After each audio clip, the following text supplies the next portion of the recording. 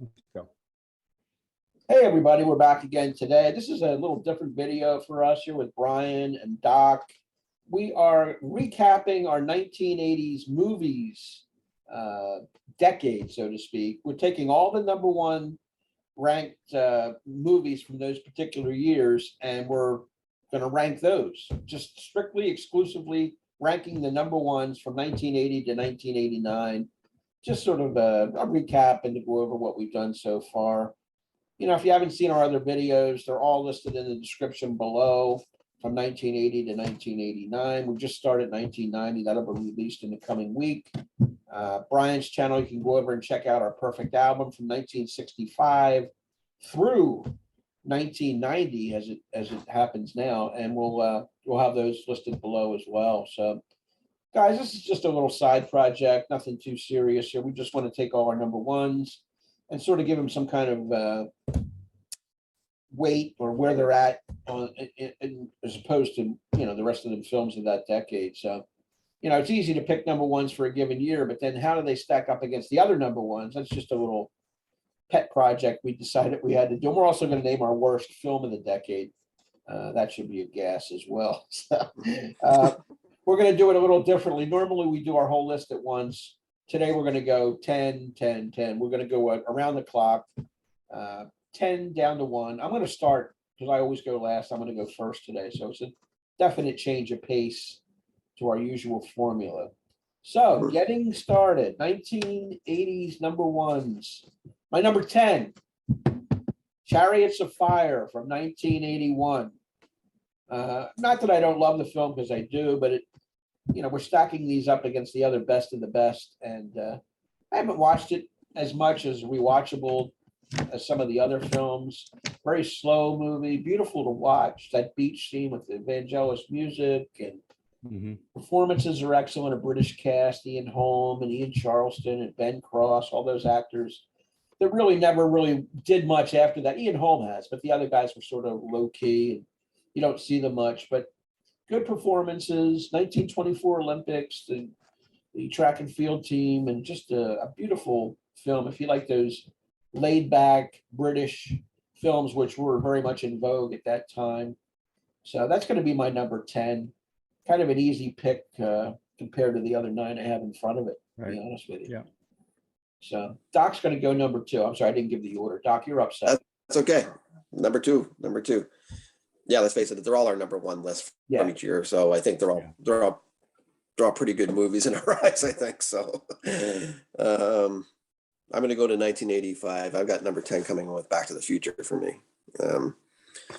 One of my more rewatchable movies, but like I said, there's a lot of love for these movies. We all know the movie Back to the Future and November 5th, 1955 and 1985. And Back to the Future is still like a classic adventure flick, and it's it holds a special spot for me, man. That's why it was number 1 that year, and that's why you know, where I place these things is a lot of this is personal. But number 10 is just going to come in with Back to the Future at number 10 for me. Okay, A little bit of a surprise for me. I thought it would be a little bit higher, but that's good. yeah, I thought the adventure ones you seem to geared toward more, but okay, I understand. Definitely. Give it a chance. Yeah, They're hard to slot. Really, they are. they are. They're difficult. Yep. All right, Brian. Number 10 for me, I put from 1984. I put The Killing Fields here. Definitely stacked up against my other 9. It was definitely the weaker one. Almost immediately, I could put that down there. You know, obviously, it's about the Khmer Rouge in Cambodia, and it's based on the memoir, The Death and Life of a Death Prom, who was someone who was helping with journalism during that time. And when we pulled out of Cambodia, it was about his trek trying to gain his freedom, to get out of the country and stuff. A great cast. Sam Waterston's in it. John Malkovich plays a photographer in it. It's just absolute. It's a really wonderful film, and I don't mind watching it when it's on at any time. It's just it was up against an all-star cast, and somebody's got to be number 10. So that's my number 10. Yep. And I feel exactly that way about my number 9, which is Witness, one of my favorite movies of the 80s. Yeah. It made number 1 for 1985, but I just can't justify it any higher here. Just based on the story, it's about this a city police detective who gets involved with the Amish community. A young boy witnesses a crime in the Philadelphia train station, and that's the plot of the movie. And he tries to protect him from the villains, and he learns to adapt to that Amish lifestyle where there's no electricity, and guns are forbidden, and there's all kinds of little life lessons, seeing how people live on, with different priorities and that type of thing. So, good love story as well with Kelly McGillis. You got Danny Glover as the bad guy in this, which is kind of against type. He's usually a likable actor, but Harrison Ford's standout performance, in my opinion, the only Oscar nomination I believe he's ever had came in Witness, and I'm going to give it my number 9 for this particular list. They're all with Witness, buddy. Witness is a classic, man. So I guess we all had our number ones for every year or whatever. So my number 9 goes to 1988. I'm going in with Mississippi Burning at my number 9. One of the more powerful movies on my list.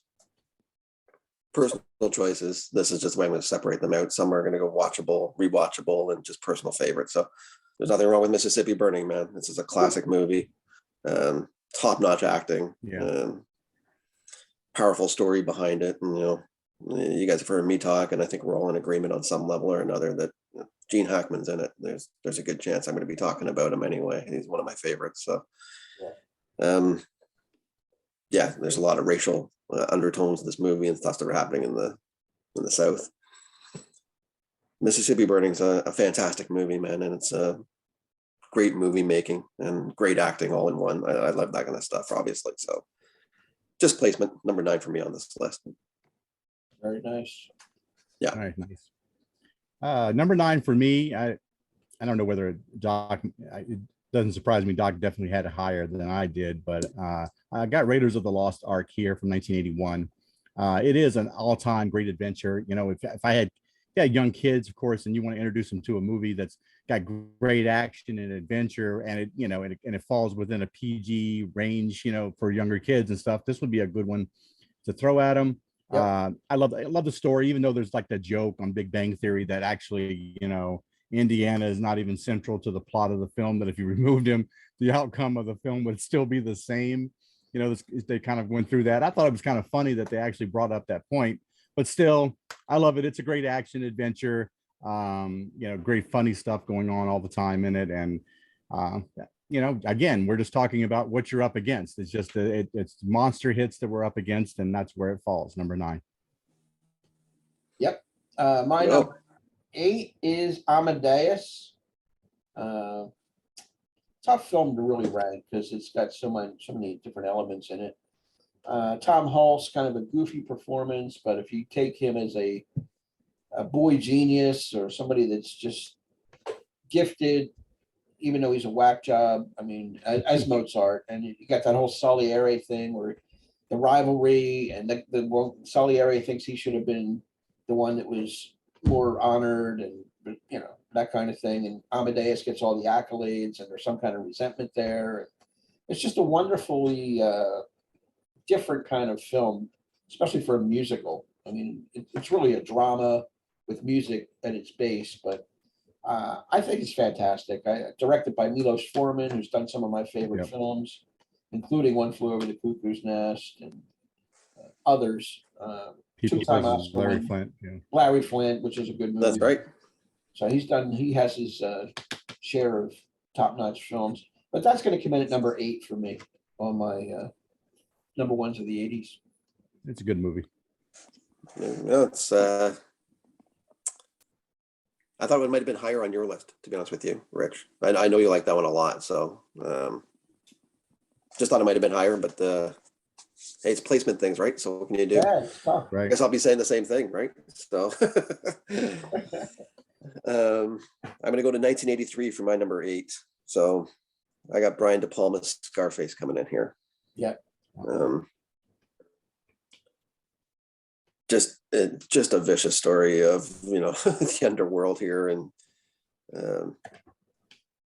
written by Stone. It's like I said, in the 80s, man, Stone is pumping out some good stuff if he's touching it early, you know, and we've all got his movies floating on our list at one level or another throughout the 80s.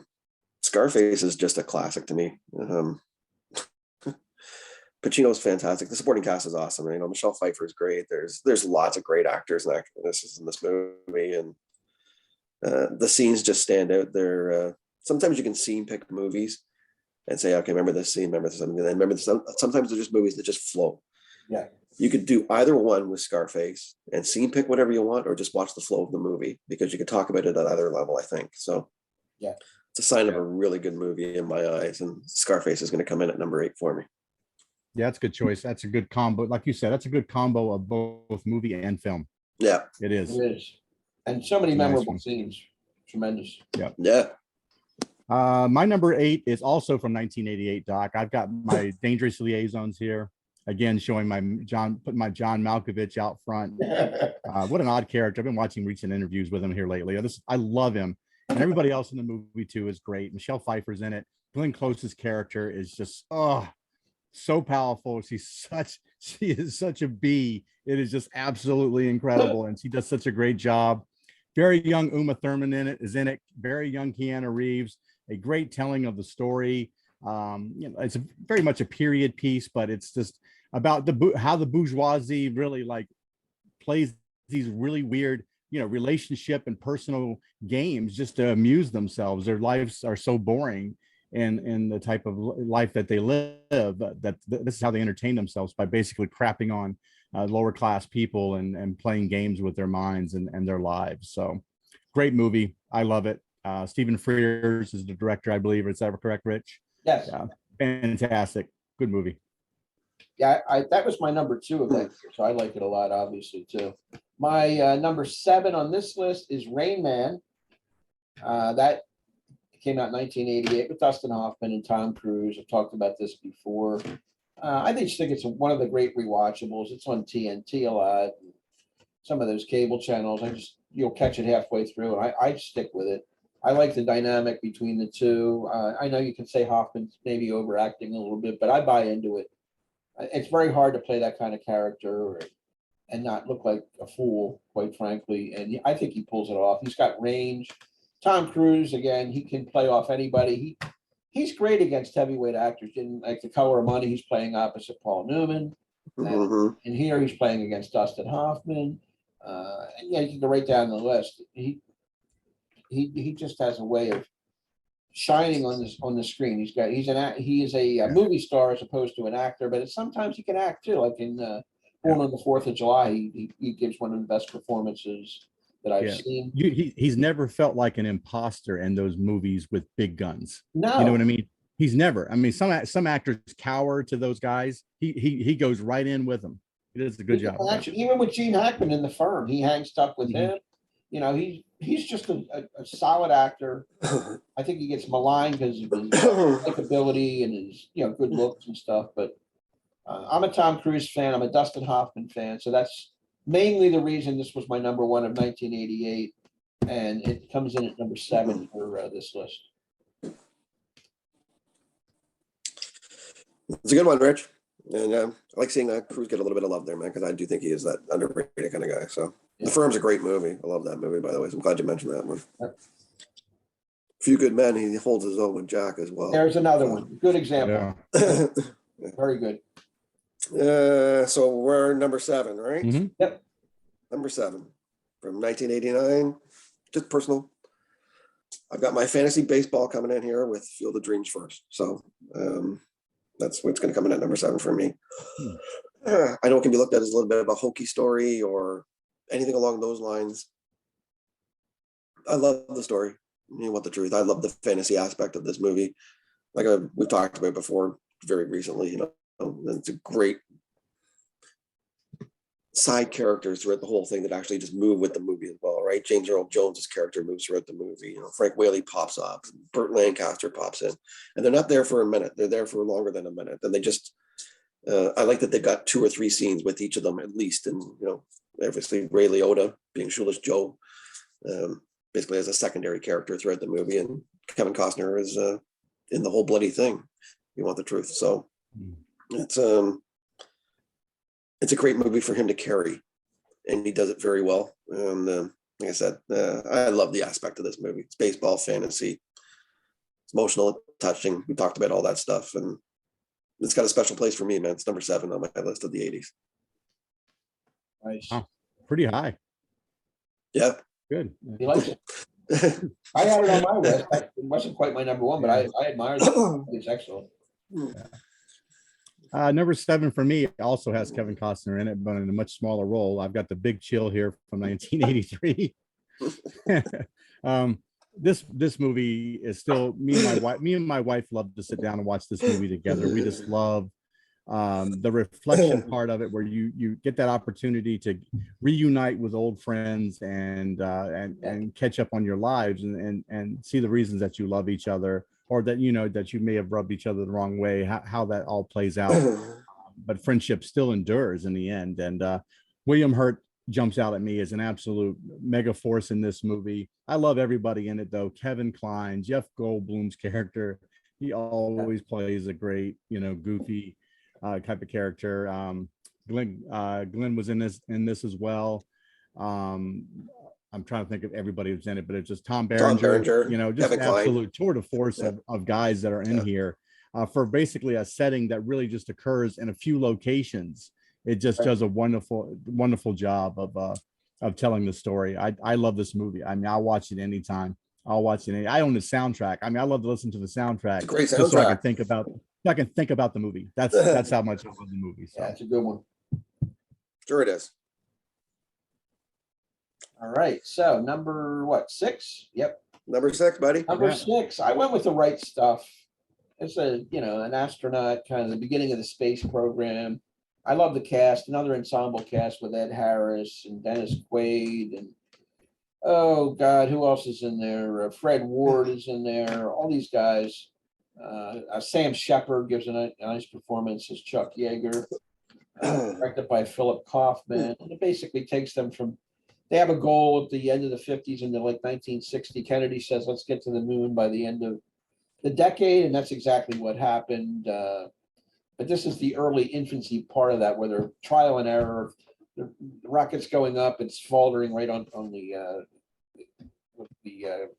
project, whatever that thing is called. They pin out, you know what I mean? It just fizzles out. You see all these screw ups, and finally they get it right.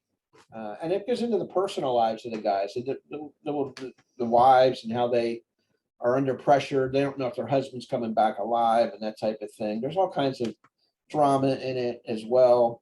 I think it's a great movie. It's long, it's slow. You have to be able to sit, listen, and watch.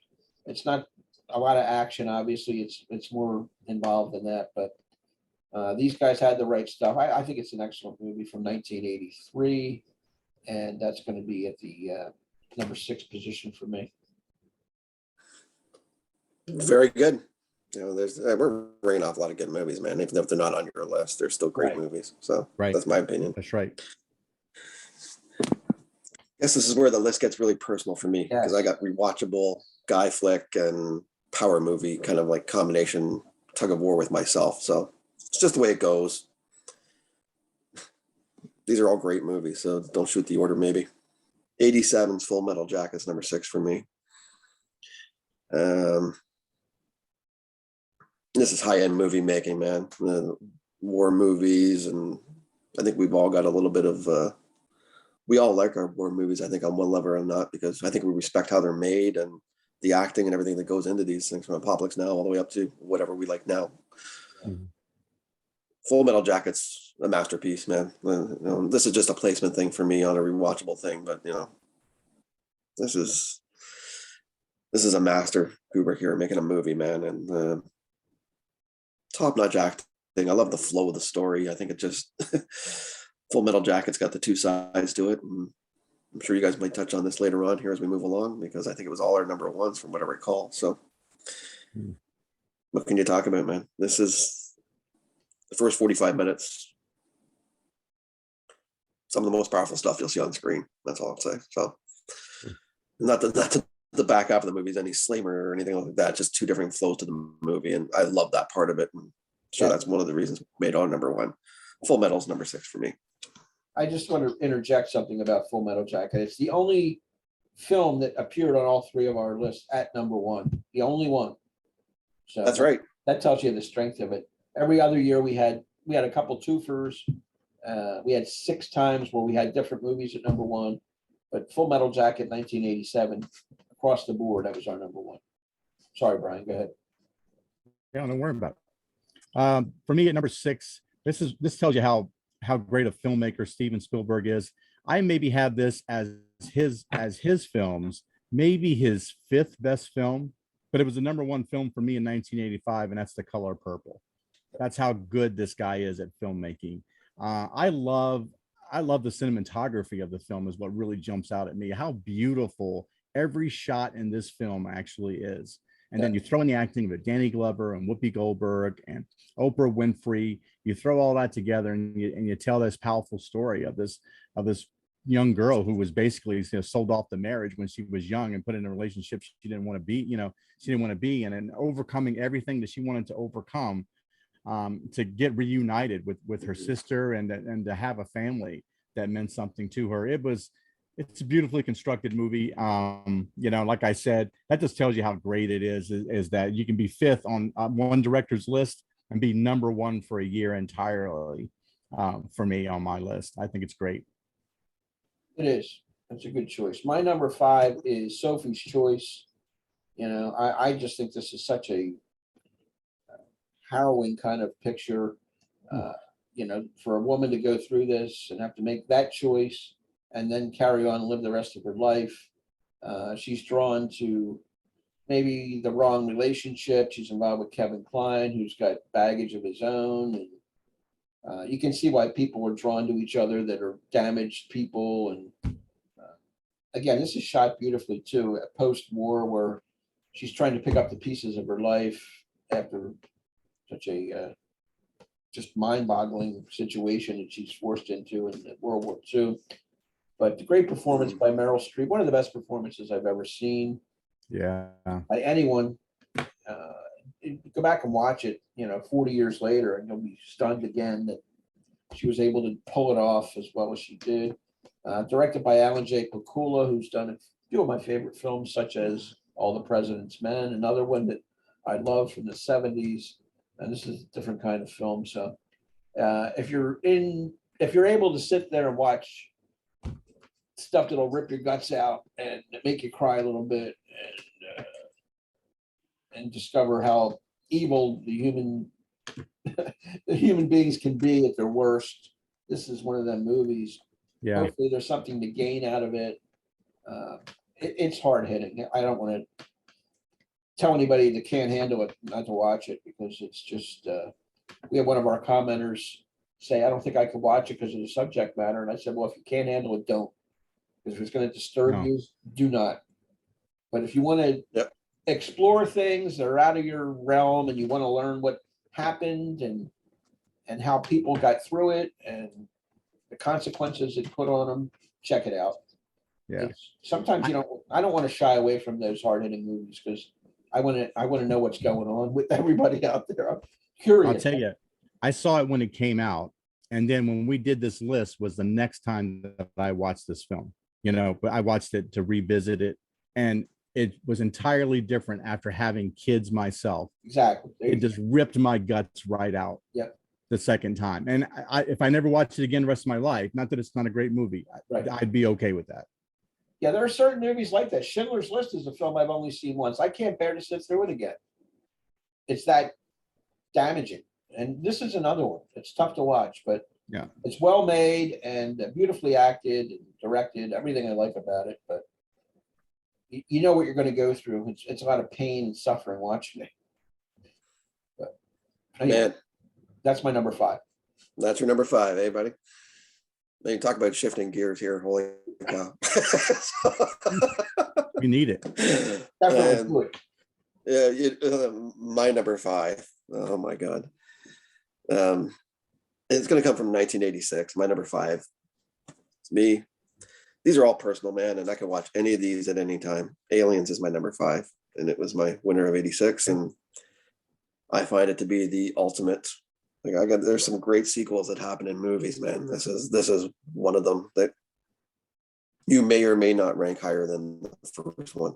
There's personal taste and stuff like this, but this is a script. This is a James Cameron really doing something that this really shot him, T2, Terminator, and then you get into this, then you get into T2 and Titanic and Avatar and stuff like that. You see where this guy's mind's at and stuff like this. This guy's very creative. Yeah. Especially in the guy realm of movies, man. I don't know what to say. This is the ultimate guy flick in my eyes. Right up there. Aliens, space, guns, blasts, explosions, fighting, action, great score. I don't know, man. Aliens is a classic to me. I can watch it at any time, any day. Yeah. 365, man. I love that flick, man.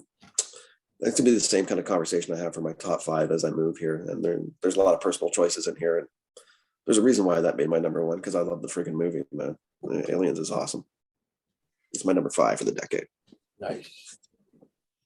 My number 5 is something that Doc's already touched on, the one that we all had from 1987. I've got Stanley Kubrick's Full Metal Jacket. Of course, this was a movie that we studied Kubrick in college because his use of his shot selections of being really up close or really far away and how he creates tension that way as a filmmaker, it's always really kind of intrigued me. This really is 2 separate movies. You've got the boot camp scene with a fantastic performance by both Arlie Ermy and Vincent D'Onofrio in it, and then you have the second half of the movie, and so you really have a split up arc for Joker in the film, in which he goes through the boot camp, which is an arc in itself and some type of growth there, but it's minimum growth compared to the overall arc of the character, what he's like at the end of the film when you have to shoot someone point blank in the face and how that's affected him. Then you have a whole juxtaposition of that at the end of the film. They're marching, at the end of the film, and they're doing the Mickey Mouse theme song, and it's just this weird, that weird dichotomy of the terrible things that are happening and how people deal with that. Right. And so what a powerful film. This is one that's studied 2 ways, just like docs have said. Watch it as a movie, analyze it as a film. You'll enjoy it both ways. It's great. So. Yep, it's one of a kind. My number 4 is Platoon, the other Vietnam War film that I have on my list. From Charlie Sheen getting dropped off as a young innocent and going through that jungle, and you got the 2 guys in his ear. You got Berenger and Defoe, different styles, different human beings all together. One's trying to survive. One's just a evil cutthroat bastard, and who do you follow? I mean, they're both. Which way do you go? And you take a little of each. There's so much in this movie, from that My Lai scene where Kevin Dillon's whacking children and just nasty stuff. It was sort of a condensed version of what happened in Vietnam. Again, Oliver Stone, he served. This is sort of his autobiographical kind of homage to that war and the people that fought in it and the people that survived it. And it's a tough one, but it's at the ground level, the foot soldiers perspective, a lot of it, through the muck and the mire and the unpleasant stuff, and trying to sleep with bombs going off and shots fired. It's tough. I had a tough time deciding what my favorite Nam film was of the 80s, but I chose Full Metal Jacket over Platoon. I'm going to put Platoon at number 4. As Brian will attest, it's the perfect date movie that you just touched on, Rich. So what can I tell you? Recommend it. Recommend Red roses and chocolate. Watch Platoon. You want a one and done? Platoon is it, man. So number 4, number 4 for me. Yeah, like my sequels here, and this one is once again, it's personal. That's how it made my list, and it's right up there on the greatest sequels of all time to me. So it's The Empire Strikes Back from 1980. That was my number 1. It's a personal choice, man. This is I'm I'm 11 or 12 years old here, man, watching 11 years old. And I just did Star Wars, and I've got the sequel to the greatest villain in the history of mankind, as far as I know, with Vader. And the sequel can even top, Star Wars, man. This is my favorite Star Wars movie. Yeah. The Empire Strikes Back is that's another one, man. For a fantasy sci-fi adventure flick, man, because it's got it all. Can tug at you in certain ways, and it's I think Brian had a good point when we talked about this movie a long time ago, or maybe even when I did this list. It's one of the ones, it's kind of got that Infinity War feel where the bad guy wins at the end, man, and it's kind of like doesn't leave you on a good note in one sense. And the third one, but the Empire covers a lot of bases. It's actually what you want in a movie, and it's once again it's right up my alley, man. It's my number 4 for the decade. Hey, that's a good. I mean, that's my favorite Star Wars movie too. So yeah, it's mine too. And I'm not a Star Wars guru like you guys are, but I think it's the best one they've made that I've seen. Yeah, a little bit of everything. Got some romance in it. Got comedy. Got action. Just everything. A great villain too, right? Everything. Just absolutely. Oh, yeah. Guy blows up planets for a living, man. Yeah, he's a bad dude. Yeah. Number 4 for me is the same as Rich's number 4 from 1986. I had Platoon, like you guys said, the ultimate date movie. Rich touched upon everything that's in there. Just Oliver Stone does such a great job of this portraying the two paths a person could take in this instance, and the kind of choices that you have to make as you move forward. And everybody in the movie does such a wonderful job with it. Even got Dr. Cox from Scrubs here is in there too. It's always nice to see these really small roles like that for some of the other superfluous characters in there and everything. Yeah. I think one of my favorite scenes in it, it's odd to think that it is when the two soldiers have their backs up against each other, and they're in the jungle, and it's really raining, and you're getting really you're just up to your waist up in the water, even though you're sitting down and you're leaning up against each other. That's how much it was raining and everything. And then one of them falls asleep and lets somebody lets the enemy sneak up on them there for that moment. It's just an intense scene all the way around, but it's something that's real, that could really happen. That this one little mistake could just cost a lot of lives. And I thought it was an important scene, very, very strong scene. So great movie. Number 4. Yep. My number 3 is Full Metal Jacket. You guys both covered it well. I put it pretty high. Number 3, Kubrick, masterpiece. You said it. I love I like both sides of the movie. That opening boot camp, though, is probably my favorite of the two, with Arlie Ermy as just an out of this world character. And he's so believable. I mean, that's what he does in real life. And it translates to the screen. Vincent D'Onofrio, though, is the overweight Private Pile. Just unbelievable. I mean, you feel his pain going through that, where he's just inept.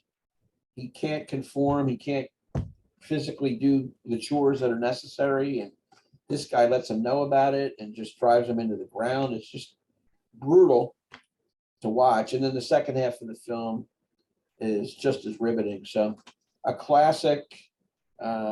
This easily could have been my number 1, but I had to think back and say, it's going to be number 3. It's pretty high up for the entire decade. So it's good. I mean, like, that's all on that one's the trifecta that we all had, and placement is personal sometimes and stuff like that. But Vincent D'Onofrio in that movie, when you think about it, he's had a great career and everything else. Yes, that guy should be a superstar, man.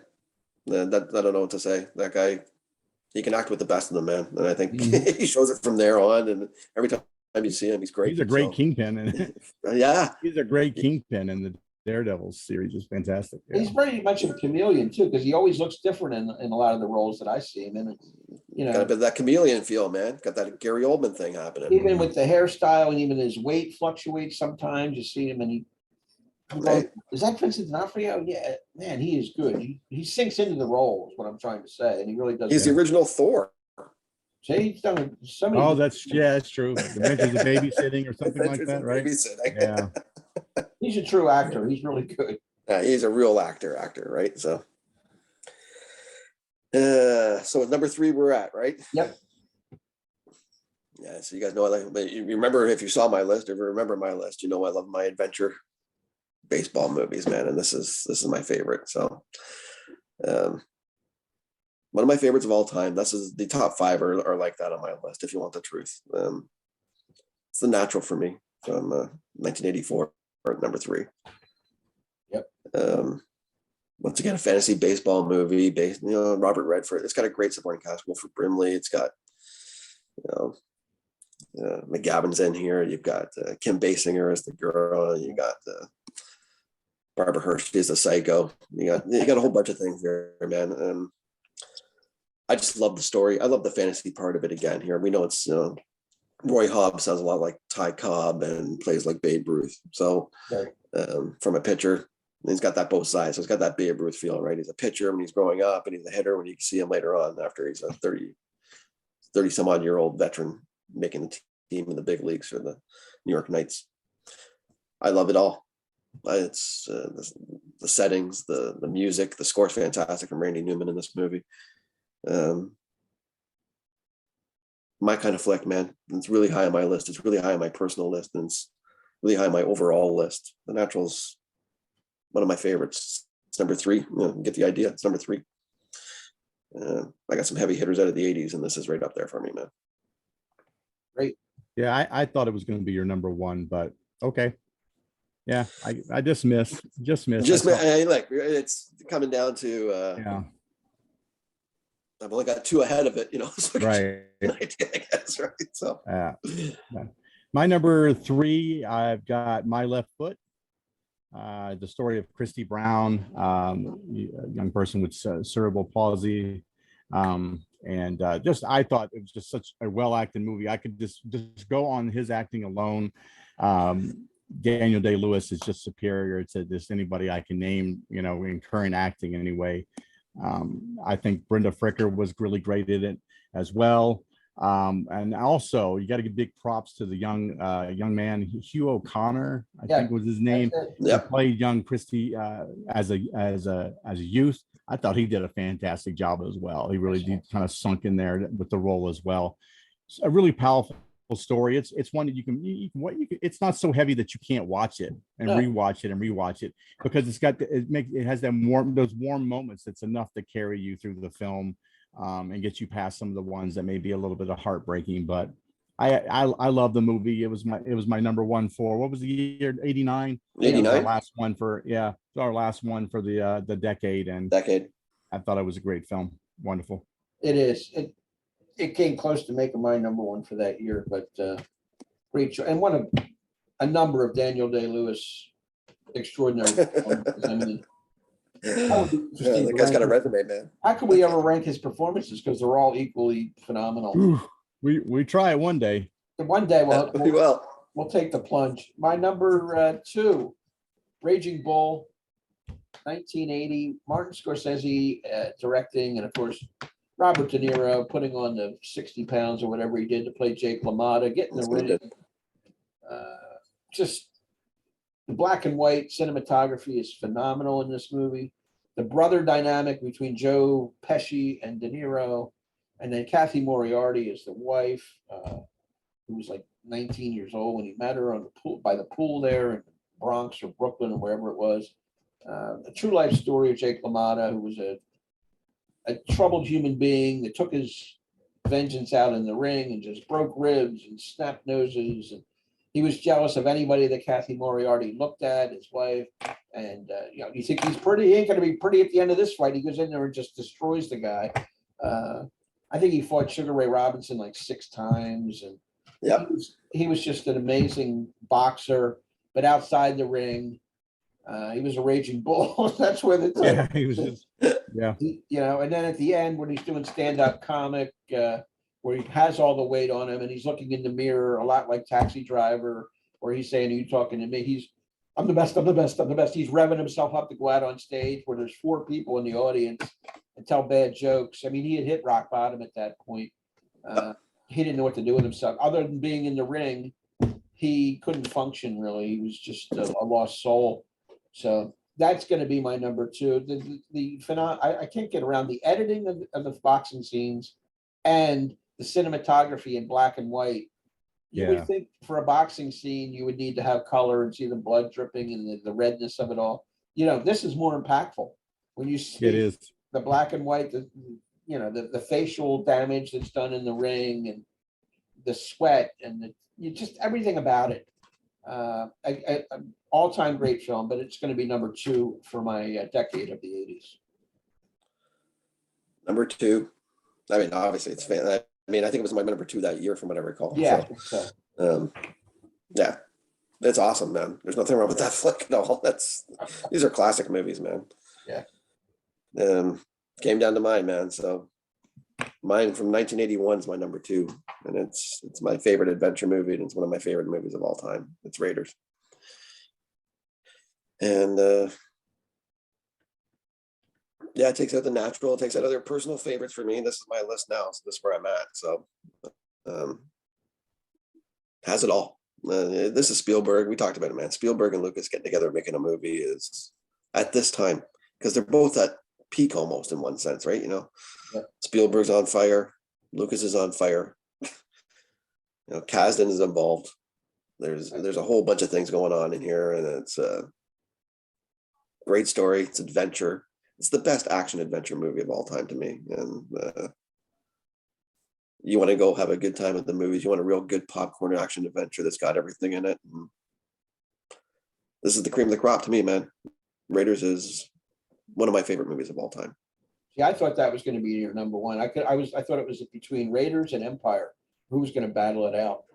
Oh, And neither one of them got there. neither one of them got it. So now you know. Yeah. Now, if you remember the list, you'll know now. So Oh, I know what I checked at the list. I know what it is. I know. yeah, Yeah, Okay. I knew it would be high. That's why I said way back at number 9. So I know Doc's gonna be higher. Number 2 for me, like Rich, I've got Raging Bull here. Again, it's a movie you can watch. It's a film you can dissect. Rich touched upon just so many things. I will say that when I felt like in the boxing scenes, I felt like I could feel the punches. Yeah. I could smell the opponent. I could feel their sweat. I even feel like my head would jerk back in some of the punches and everything. Like we're taking the punches. Yeah. And I think the black and white just add so much texture to the film. Just it's a great story, great movie. Everything about it's great. Cinematography, sound, just wonderful stuff. It was everything that Rocky wasn't. He's just dirty and gritty, nasty. It wasn't any type of glorious thing. And Rocky's great. Don't get us wrong. Rocky's wonderful for what it is, but this is a different level of. Oh yeah, sure it is. Yeah, that's all it is. yeah, exactly. But they're So both. we're doing worse now, Rich? Yeah, let's do the worst, and then we'll come back and hit our big number one.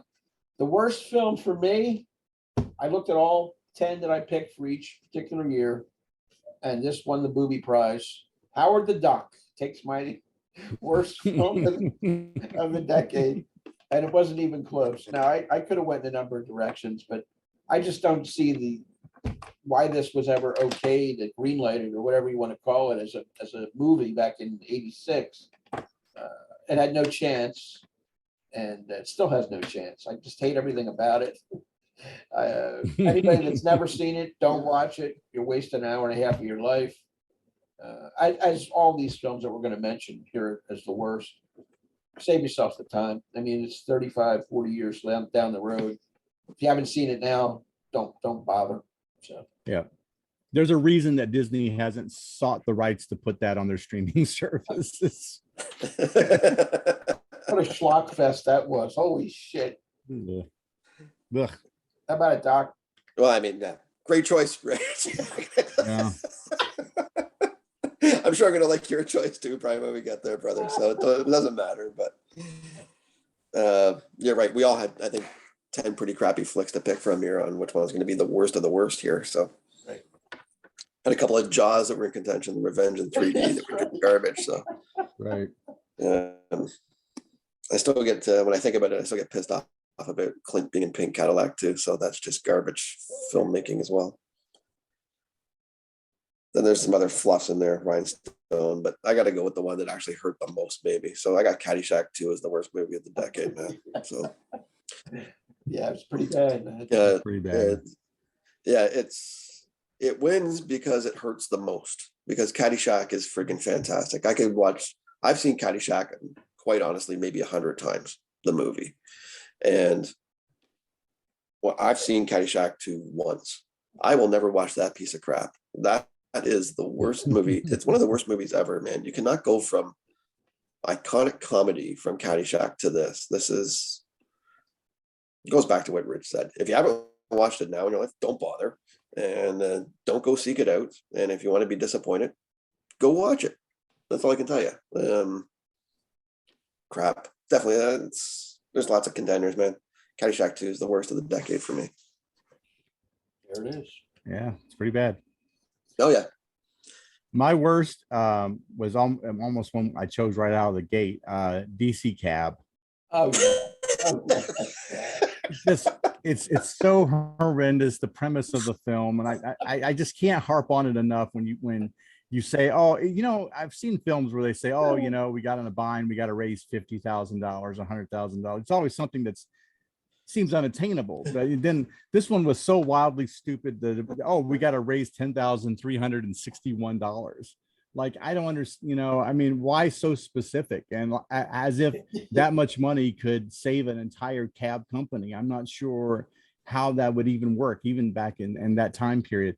The acting's bad, the premise is bad, everything about it's bad. I just can't ever see me ever watching that film ever again. And I understand, they probably said, we got to make a movie with Mr. T, to capitalize on some type of popularity they would have. And it just didn't work for me, guys. It's terrible. It's the worst movie of the decade for me. It's hard to argue. It's pretty goddamn bad. Oh my God. 3 heavy hitters.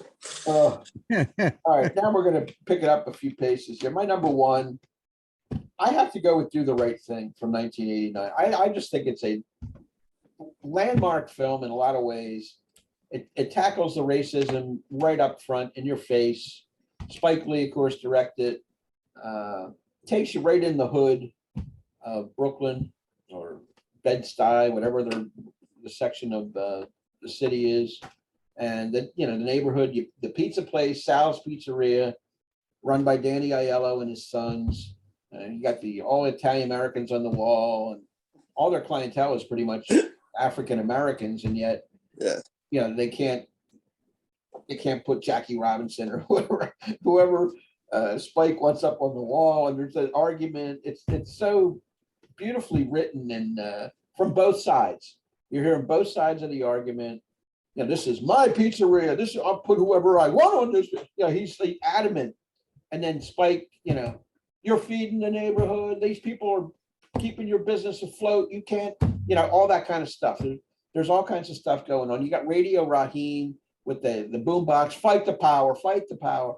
He's got love and hate written on his knuckles here. His hands. That kind of stuff. There's and Mookie, the pizza guy, played by Spike Lee, he's friends with everybody in the neighborhood. It's his movie, really, where he's going around delivering pizzas. You got the mayor who's giving this dialogue, and you got Sam Jackson with the radio. He's playing the hits, and that's right. This little spiel, and you got Mama's sister played by Ruby Dee, and she's got some kind of drama going on.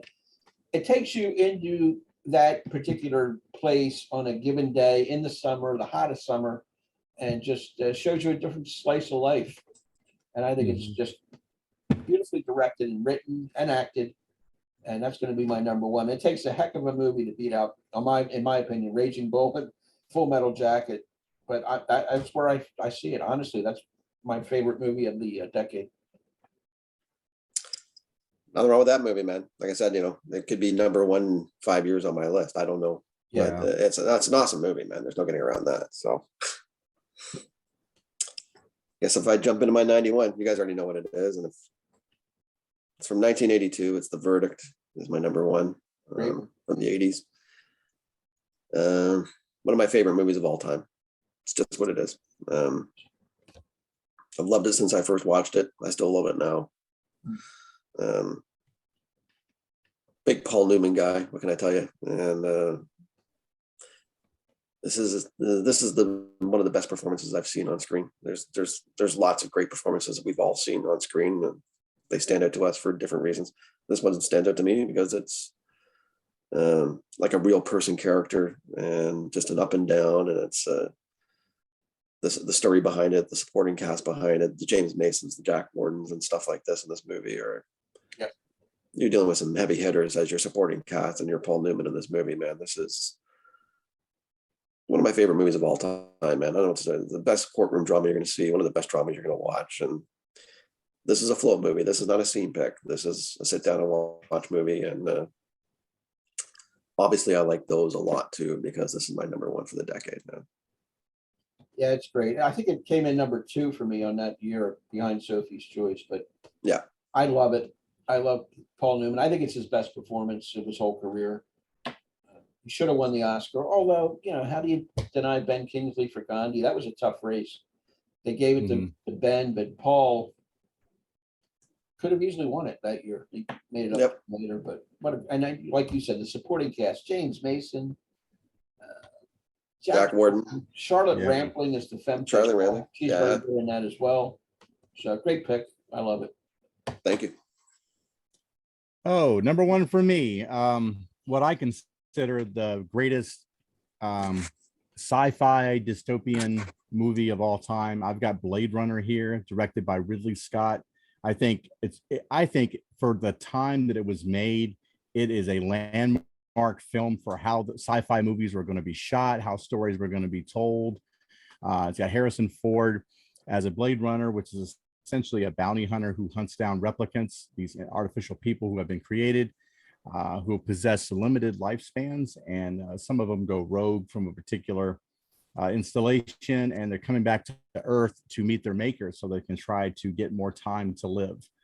And maybe the best scene, other than the tears in the rain soliloquy at the end with Rutger Hauer, which he totally made up himself.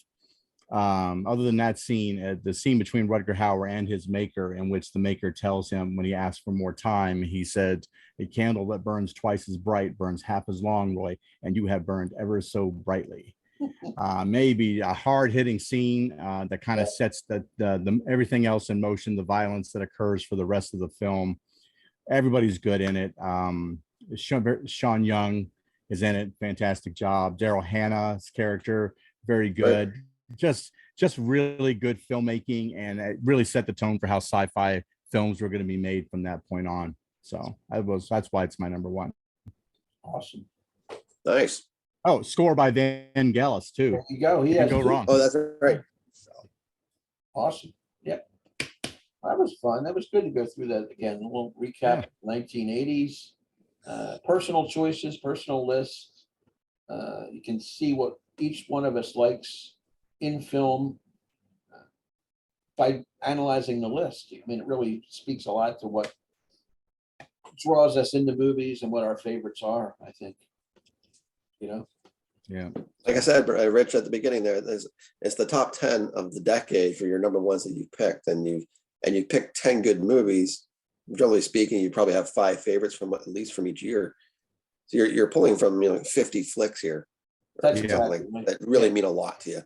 Yeah. So it's really hard to do when you get right down to it. It sounds like a nice, easy task. It's not that easy, man. It's not that easy. I mean, and even a lot of our number 2s, if we just looked at our number 2s, they would be almost as good as the number 1s. Yeah, exactly. Yeah. I would say that for sure. Because I have a lot of personal choices that came in at number 1s for me in my years. Yeah. And that's just the way I wanted it. There may be a couple number 2s that if I got to interject them into the list would have knocked off. I think so. Some number 1s too. I mean, that's just the way it's going to be. Yeah. Yep. There's no doubt. All right, cool. Yeah, Platoon would have made my list. Yeah. Or something like that. You know what I mean? And The Verdict would have made mine for sure. Yeah. So there you get the idea. Yeah. I mean, I Verdict finished number 2, and I would have bumped out Chariots of Fire or Webwoods at the bottom and put The Verdict in there. Yeah. But that's just the way it goes. It was based on number 1s. I think it was a good exercise to recap what we've done so far. So everybody out there, check out our 80s individual year videos And then the 90s coming forward soon. We're going to be doing 1990 and each year up through 99. That's going to be a lot of fun because the 90s are jam-packed with great films. And at the end of the 90s, we'll go back and do our number ones as well and just recap what we just did for a different decade. That'll be a Sure. real challenge. So check them out. Leave some comments for this video. What was your number one film of the decade? We'd like to hear that. Put them in an order and leave some comments. Like, subscribe to Brian's channel, subscribe to mine. Look for our upcoming videos, music and movies, and all the links will be below. So for Brian and Doc, this is Rich. Thanks for watching, and we'll see you next time.